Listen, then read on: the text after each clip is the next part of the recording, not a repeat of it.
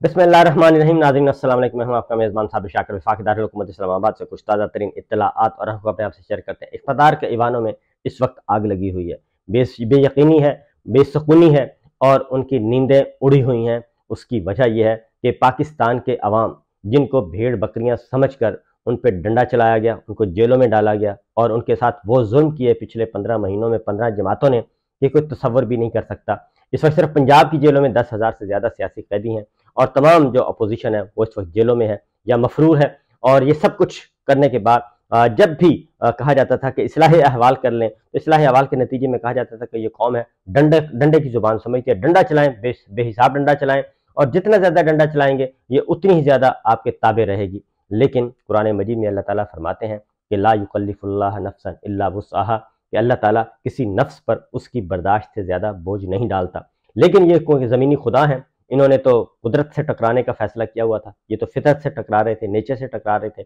और कुदरत के कवानीन से टकरा रहे थे, सब कुछ कर रहे थे।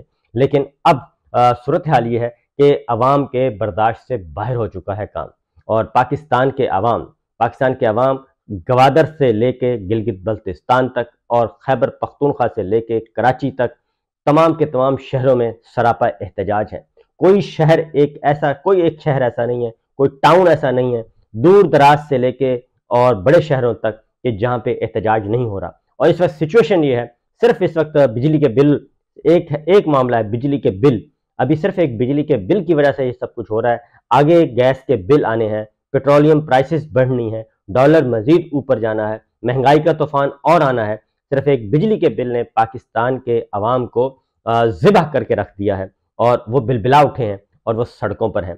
पंजाब के तमाम शहरों में, मेरे अपने शहर बहावलनगर, उसकी 5 तहसीलें, आगे टाउन है, हर जगह से ये खबर आ रही है कि पाकिस्तान के अवाम, पाकिस्तान के शहरी वो सड़कों पर निकले हुए हैं। और इस वक्त सिचुएशन ये है कि वापडा के जो डिस्कोज जिनको कहते हैं और बिजली पैदा करने वाले इदारे जो हैं, उनको हिदायत की गई है कि अपनी गाड़ियों पे ये निशानात वगैरह मिटा दें, ये लिखा हुआ, क्योंकि लोग गैस और गज़ब का इस वक्त उनमें गज़ब पाया जाता है। उसकी रीज़न आपको मैं बता दूं कि उसकी रीज़न ये है कि पाकिस्तान के अवाम को भेड़ बकरियों से भी बदतर बेजुबान जानवर की तरह ट्रीट किया गया और एक अच्छा खासा मुल्क चल रहा था और ग्रोथ रेट 6% तक थी। ये सरकारी अदाद-ओ-शुमार मौजूदा ये जो 15 जमात की हुक्मरान था उनके रिकॉर्ड के मुताबिक कि पाकिस्तान की इकॉनमी टेक ऑफ कर रही थी, ये सब कुछ हो रहा था। लेकिन उस सारे के हंसते बसते पाकिस्तान को उजाड़ कर रख दिया और जिन्होंने उजाड़ा उनको वो आराम से सुकून से मजे ले रहे हैं और आराम से अपने अपने घरों में बैठे हैं। उनको कोई परवाह नहीं है, बल्कि उनको बाद अज रिटायरमेंट जो है बड़े बड़े उनकी पेंशन भी मिल रही हैं, मराहत भी मिल रही हैं, सब कुछ मिल रहा है। तो इसलिए जब तक उनका मुहासबा नहीं किया जाएगा ये मामला यहीं का यहीं रहेगा। अब आते हैं जरा खबरों की तरफ, क्योंकि करंट सिचुएशन ये हर शहर से आ रही है। जो मैं किस शहर का नाम लूं, हो क्या रहा, यही कुछ इमरान खान साहब ने कहा था। इमरान खान साहब ने यही कहा था कि खुदा के लिए इलेक्शन करवाएं, मुल्क का सोचें, मुझे ABC के ना सोचें, मुल्क का सोचें, इलेक्शन करवाएं, एक स्टेबल गवर्नमेंट लेके आए, मुस्तहकम हुकूमत लेके आए, वो आए और आके फैसले करे, बुनियादी इंफ्रास्ट्रक्चर जो तब्दील करना है, बुनियादी ढांचा तब्दील करना है वो करे और इस मुल्क को इस दलदल से निकाले। लेकिन नहीं, ऐसी बात करने वालों को सबके लिए जिंदगी जो है वो अजाब बना दी गई, क़यामत बर्पा कर दी गई। और इमरान खान साहब ने यह भी कहा था कि श्रीलंका का जब हाल हुआ था खराब, श्रीलंका के इक़्तिदार के ईवानों में लोग गए थे, तो उस वक्त भी उन्होंने ये कहा था कि खुदा के लिए अभी भी वक्त है, संभल जाएं, क्योंकि पाकिस्तान के 25 करोड़ आवाम है, इनको आप भेड़ बकरियां मत समझें। लेकिन नहीं, उस पर भी कोई गौर नहीं किया गया और उनका जो श्रीलंका तो श्रीलंका है, तो हम तो बड़े मुल्क हैं। तो इसलिए अब सिचुएशन ये है कि गली गली, मोहल्ले मोहल्ले, शहर शहर, टाउन टाउन, हर जगह, कस्बे कस्बे वो एहतजाज पहुंच चुका है। और इसमें न सिर्फ डोमेस्टिक बल्कि जो कारखानादार हैं वो भी इसमें शामिल है। अब आज इजलास बुलाया गया, आज निगरान वज़ीर आज़म ने इजलास बुलाया। उसका पहले मैं हाल आपको सुना देता हूँ कि उस इजलास में वज़ीर ख़जाना डॉक्टर शमशाद साहिबा ने साफ साफ कह दिया कि जनाब इसमें हम कुछ भी नहीं कर सकते। अगर हमने कोई ऐसी हरकत करने की कोशिश की और मुआहदे से इनहराफ किया IMF के साथ, तो फिर अगली किस्त हमें नहीं मिलनी, अगली किस्त हमें बिल्कुल नहीं मिलनी। और 1 अरब 20 करोड़ डॉलर हम लेके खा चुके हैं और अगली किस्त आनी है नवंबर में और अक्टूबर में उसका जायजा रिपोर्ट होनी है, जायजा मिशन होगा और वो तैयार करेंगे। अगर वो मुतमईन होंगे तो आगे बढ़ेंगे, वरना हम एक बार फिर डिफॉल्ट की तरफ चले जाएंगे। इसलिए हम हैं बेबस। इसमें जो शहबाज हुकूमत और डार हुकूमत जो कुछ करके गई है अपने इख्तदार को बचाने के लिए, उसने IMF के साथ मुआहदा 9 महीने की ताखीर की और 9 महीने की ताखीर के बाद इस वक्त ये सिचुएशन हो चुकी है। इसलिए जनाब इसमें हम बेबस हैं, निगरान वजीर आजम से कहा गया। तो लिहाजा ऐसी कोई कमिटमेंट हम नहीं कर सकते। कॉस्मेटिक्स मेजर्स लेने हैं तो ले लें, इससे ज़्यादा कुछ नहीं कर सकते। और उसके बाद सिचुएशन ये थी, सूरत हाल उसके बाद ये थी कि जनाब निगरान वजीर इत्तलाआत मुर्तज़ा सोलंकी साहब ने एक ट्वीट किया। एक ट्वीट करके उन्होंने कहा जी कि मीटिंग हो चुकी है, प्रेस रिलीज आया चाहता है। और उसके बाद जो हमारे पास इत्तलात है, वरना लोगों को ब्रीफ किया जाता, प्रेस कॉन्फ्रेंस की जाती, तो प्रेस कॉन्फ्रेंस नहीं की गई। उसकी वजह यह है कि देने के लिए कुछ था नहीं और आगे जो सवालात होने थे उन सवालात का जवाब नहीं था। इसलिए वजीर जो है, वज़रा जो है, वो प्रेस कॉन्फ्रेंस करने से ही किनारा कशी इख्तियार कर गई और उन्होंने कहा जी हम प्रेस कॉन्फ्रेंस को छोड़ें, आप प्रेस रिलीज इशू करें और जान छुड़वाएं। और कहा गया जी 48 घंटे दिए गए हैं और 48 घंटों में कोई ना कोई हल निकालने की कोशिश की जाएगी। लेकिन सूरत हाल क्या है? सूरत हाल ये है कि जब तक के मुहासबा नहीं हो जाता, मुहासबा नहीं किया जाता, उस वक्त तक ये जूं का तू रहेगा, कोई चीज ठीक होने वाली नहीं है। सूरत हाल यह है कि निगरान वजीर आजम अनवर काकड़ साहब ने कहा जी मेरा अगर AC बंद होता तो AC बंद हो जाए, इसको बंद कर दें, लेकिन अवाम को रिलीफ देना चाहिए। तो जनाब सूरत हाल यह है कि इस तरह के डायलॉग से कोई फर्क नहीं पड़ेगा। आपके AC बंद करने से अवाम का मसला हल नहीं होगा, बल्कि अवाम का मसला हल होगा। पहले जरा सिचुएशन देख लें आपकी सूरत हाल। ये चार्जशीट है एक पूरी की पूरी, और सेनेटर मुश्ताक साहब हैं, जमात इस्लामी के हैं, उन्होंने बड़ी मेहनत की है। उन्होंने कहा है कि ये सरकारी अदाद शुमार हैं, कि गैर सरकारी नहीं है, किसी अपोजिशन जमात के नहीं है या इमरान खान साहब के या किसी PTI के नहीं है, बल्कि ये सरकारी अदाद शुमार उन्होंने रिपोर्ट किए हैं कि 2022 में वापदा से वाबस्ता सरकारी इदारों की के 1,89,000 मुलाजमीन ने 8 अरब 19 करोड़ बिजली मुफ्त इस्तेमाल की। और ये 8 अरब 19 करोड़ की जो मुफ्त बिजली है ये हम पे तकसीम कर दी जाती है, मुझ पे, आप पे और मुझ पे, हम पे तकसीम कर दी जाती है। जो बिल देते हैं और जो शरीफ लोग हैं उन पे तकसीम कर दी जाती है, क्योंकि ये पैसा कहीं ना कहीं से तो आना है। उसके बाद PDM हुकूमत के गुज़श्ता 15 महीनों में 500 अरब रुपए की बिजली चोरी हुई, 500 अरब रुपए की बिजली चोरी हुई। और ये डोमेस्टिक से ज्यादा जो कमर्शियल है वो ज्यादा बिजली चोरी होती है, डोमेस्टिक से ज्यादा कमर्शियल बिजली ज्यादा चोरी होती है और ये मिली भगत से होती है। और ये जो चोरी होती है ये भी मेरे और आपके बिलों में तकसीम कर दी जाती है। ये 500 अरब रुपया ये आ गया है, और उससे पहले 8 अरब 19 करोड़ रुपए की मुफ्त बिजली। और ये उसके बाद आके जी सरकारी मुलाजमी ने एक वर्ष में 34 करोड़ 46 लाख यूनिट इस्तेमाल किए फ्री। और वो खर्चा कौन देगा? वो खर्चा भी हम ही देंगे और कोई नहीं देगा। ये जो पाकिस्तान के अवाम इस वक्त रुल रहे हैं सड़कों पे। हुकूमत ने बिजली चोरी और सहूलत की पादाश में चंद लोगों के खिलाफ कार्रवाई की, और जिनकी तादाद 50 से ज्यादा नहीं है, और 743 मुलाजमीन टोटल उनके खिलाफ कार्रवाई की। और आगे क्या किया उनके साथ? हल्का फुल्का जुर्माना, इसके अलावा और कुछ नहीं किया जी। मजमूई तौर पर बिजली की तकसीम के वाबस्ता इदारों ने माली साल 2022-21 में 122 अरब रुपए का नुकसान किया। 122 अरब रुपए का एक नुकसान, 500 अरब रुपए की बिजली चोरी और 8 अरब रुपए की मुफ्त बिजली तकसीम। ये आप मोटे मोटे फिगर्स लेते जाएं, ये सारे मेरे और आप पे तकसीम कर दिए जाते हैं और कहा जाता है कि जनाब हम मजबूर हैं। IMF की शराइत, IMF की शराइत ये नहीं है। IMF तो ये कहता है कि जो जिसका बनता है उससे आप छीने।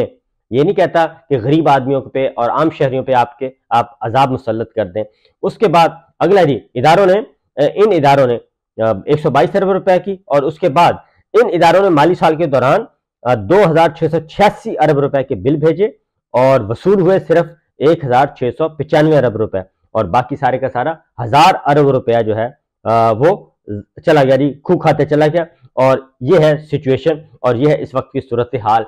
इन हालात में अब आते हैं, जरा पीछे करते हैं कि ये जो अखराजात कम करने हैं, IMF कहता है अपने अखराजात कम करें। हम अखराजात कम करने के बजाय क्या करते हैं, ये बिजली के बिल भेज देते हैं ताकि अवाम के निचोड़ें और उनका खून पसीने की कमाई खींचें। अखराजात कैसे कम होंगे? अखराजात कम करने होंगे, आप अपने जो गैर मुनाफा बख्श इदारे हैं उनको बंद करें, जो हम अरबों रुपया दे के उनको पाल रहे हैं, वो है खसारा। और हम बजट खसारा कम करें, हम अपने इदारों के बजट फ्रीज करें और उसके बाद आगे चीजें बढ़ सकती हैं।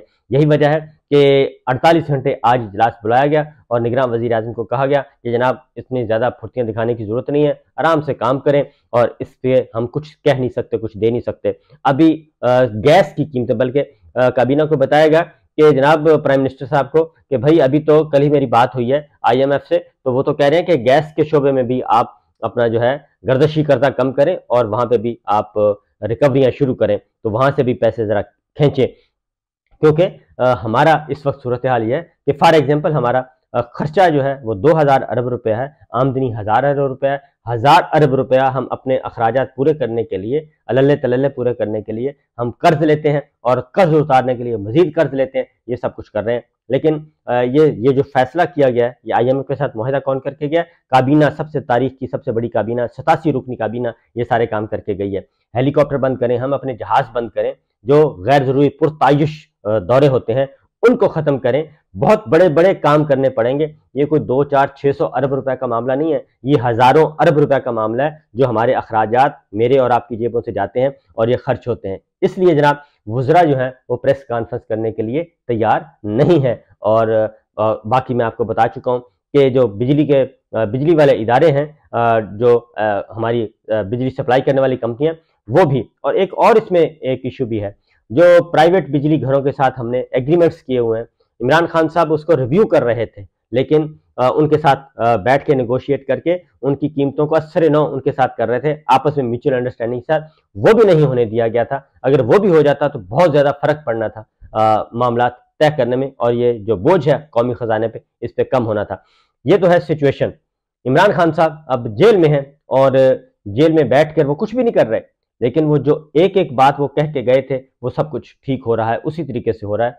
और हमारे हालात श्रीलंका से भी बदतर हो चुके हैं, क्योंकि लोगों की कुव्वत खरीद जवाब दे गई है और लोग अपने बच्चों को बचाने के लिए, अपने बच्चों की तालीम, सेहत और खाना दूध बचाने के लिए वो ये सब कुछ कर रहे हैं। और अगला जो है जुल्म वो ये है कि जमात इस्लामी ने एहतजाज किया और उस पर एहतजाज करने पे, महंगाई के खिलाफ एहतजाज किया, पुरअमन एहतजाज था, और 26 कारकुन उनके गिरफ्तार किए जा चुके हैं, 150 अफराद पे मुकदमा दर्ज किया जा चुका है। ये है दोगलापन असल में, क्योंकि वो कहते हैं कि हर चीज़ दबा दो, ऐसा ना हो कि कोई चीज़ अगर थोड़ी सी भी रियायत मिले, छूट मिले, तो ये ना हो कि ये सिचुएशन हमारे हालात से बाहर हो जाए।